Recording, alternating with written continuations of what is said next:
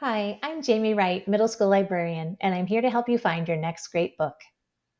Today's episode features books about characters who overcome physical health challenges.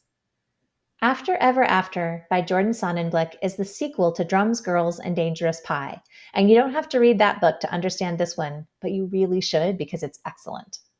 This book focuses on Jeffrey, who has recovered from leukemia, but he spent so much time in hospitals and doing treatments that now he's trying to have a normal eighth grade year and it's rough going. He is struggling with math, which he doesn't know how to explain to his accountant father. And there's an ultra beautiful girl paying attention to him, and he has no clue how to handle that. His older brother, who he usually talks to about everything, has left the country, and he isn't answering Jeffrey's messages.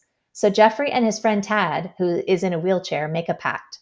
Tad will tutor Jeffrey in math, and Jeffrey will help Tad meet his goal of walking across the graduation stage. Sonnenblick never shies away from painful truths, and he often makes them funny. I love how it's never like, oh, there's that boy in the wheelchair, or oh, there's that boy who had cancer. He has fully dimensional characters.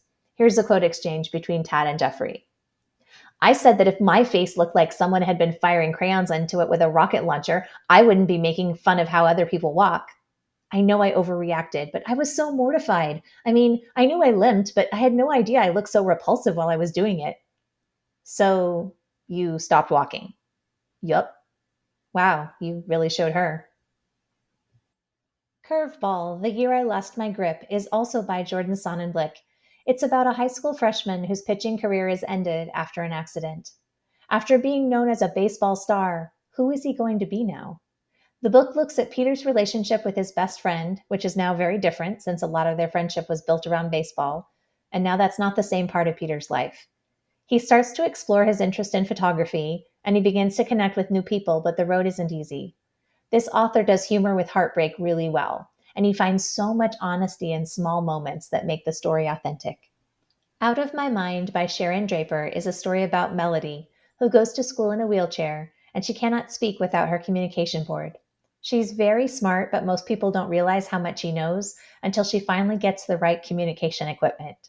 When she joins her school's quiz bowl team, she does a great job with the questions, but things like going out to eat afterward with the team pose challenges for her that the rest of the team doesn't always consider.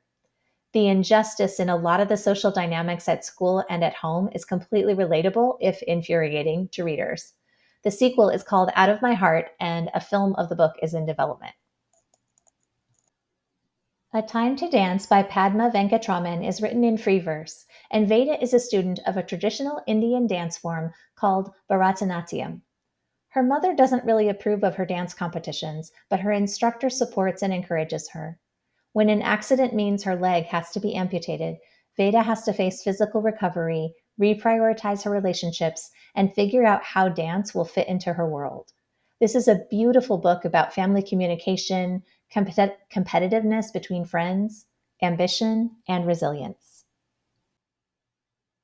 The Running Dream by Wendelin Van Draanen is about a high school track star named Jessica.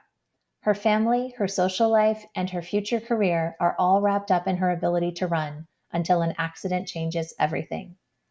Any reader who has gone through any type of major setback will relate to this story, and it can be an eye opening look at the everyday challenges of survivors for those lucky enough not to know much about them. That's it for today's episode of Book Talks Overcoming Physical Health Challenges. If you're looking for more great things to read, please reach out to your librarian. And remember, a book is always a good idea.